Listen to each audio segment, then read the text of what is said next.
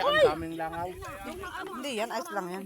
Mga anay, kami ano na rin, kami kagulo ng magkakapatid. O ayan, kami ay nagbubudel fight, mga hane. Mga kapatid ko, mga apo-apo, mga pamangkin, mga hane.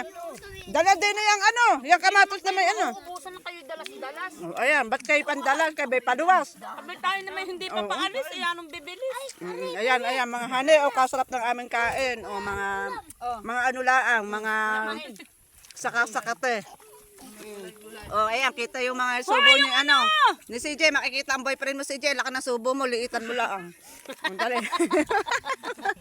Liitan lang ang subo CJ at makikita talaga yan ang boyfriend mo. Kawawa naman na yun, yun ay sa takip ng kaldero ay kanya-kanya na lang kami dining ano. Lalo na rin mag-amang are. Ay kumain na doon sa ano.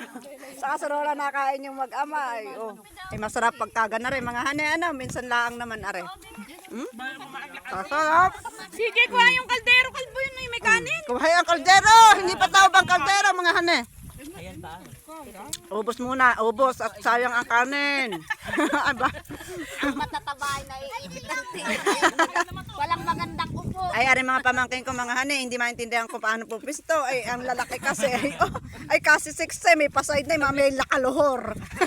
May nakaluhor. Hindi naman sila kambal.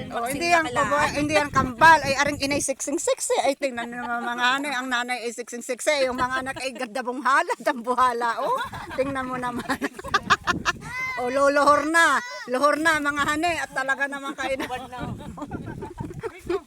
kainaman. Ay, talagang asarap. Kain kayo mga hane. Sige na mga hane, kami nagkakagulo pa. Aba, may mamyan doon. Sige na mga hane. At kami muna ay magkakainan. Nauubusan na sa kaninang kanin. At ako'y nauubusan ng kanin mga hane.